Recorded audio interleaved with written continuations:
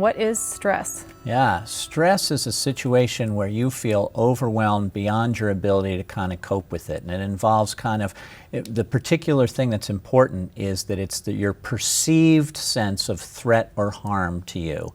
And there's both the external situation that may be happening around you, and the key is whether also then it's combined with your internal thoughts or perceptions of it. So it's really a combination between your circumstance and the thoughts you have playing in your head about it that's going to determine whether you feel stressed or not.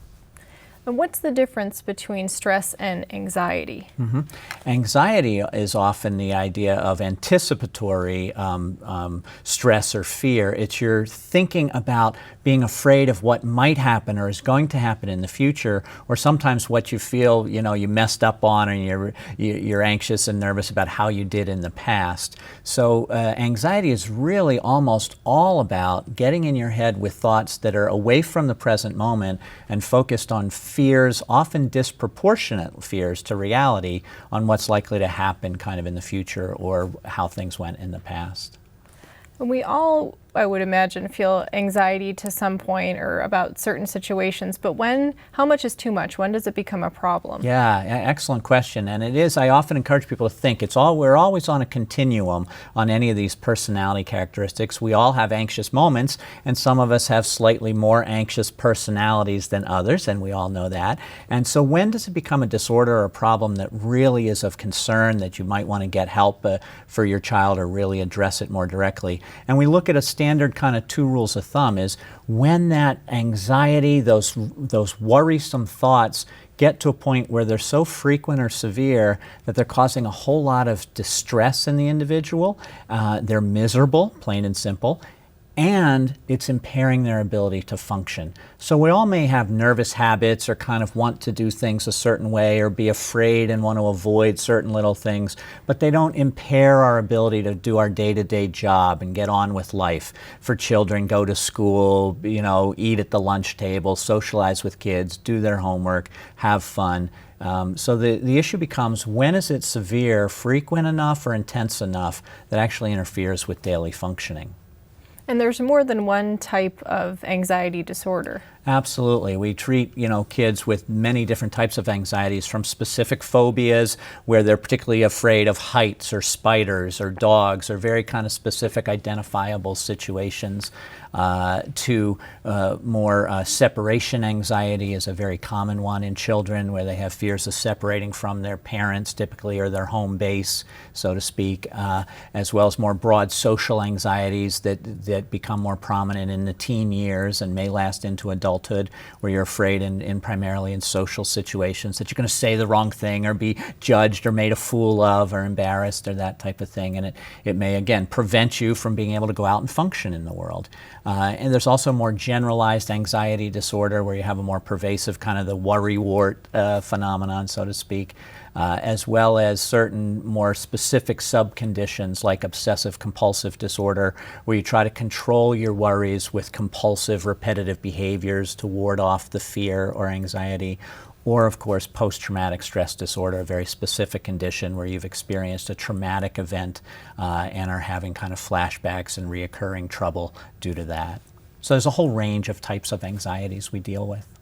How common are anxiety disorders in a younger population, or especially in teenagers? Yeah, they're fairly common. 1 in 10 children could be diagnosed with an anxiety disorder. Again, stress is so prominent with the 24/7 demands of the digital age coming at us in the fast-paced life that we're all kind of feeling burdened and stressed by and kind of burn out.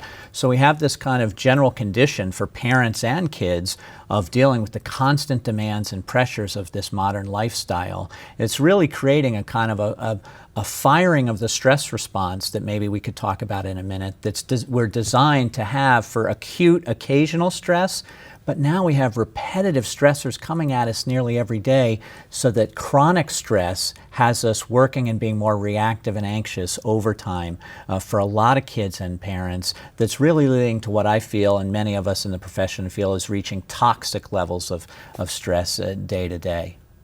And you just mentioned stress response. Can you walk us through what that is? Yeah, the classic stress response, as many of you, may know, is the fight or flight response, where information comes into the brain and it travels up, in particular, in the midbrain, deep between your ears is the emotional brain that processes emotional information, and in particular, a part of the brain called the amygdala, a little almond-shaped guy in the middle of your brain. Gets a lot of press these days. Of course, the brain's more complicated. It's a lot of circuitry working up and down and left and right across the brain. But the central key issue here is that the amygdala is the emotional alarm center of the brain, that when we have information coming in that we perceive and recognize as dangerous to us, and we have either draw from our memory banks as, oh, that's potentially harmful, or it's unknown and fearful to us, then we fire up the stress response. The amygdala sends out signals to set off the stress hormones of cortisol and adrenaline that course through our veins, literally gets the heart beating faster and faster, the breath going more and more shallow, oxygenated blood being shot out to the limbs to prepare you for fight or flight, for simple survival purposes. The catch is, and a couple things happen, in addition to being then ready for fight or flight and all that racing muscle tension and oxygenated blood, you're shutting down other systems. You're shutting down your digestive system because it's not needed in the immediate moment. You're shutting down your immune system, so we have often then problems that come up with that later. And you're shutting off access to your higher rational, calm thinking part of your brain.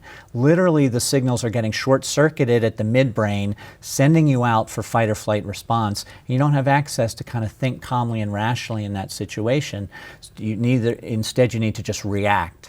Now, that reacting was really important when we were facing saber-toothed tigers jumping out of the bush and you didn't have time to ponder what's my best option here.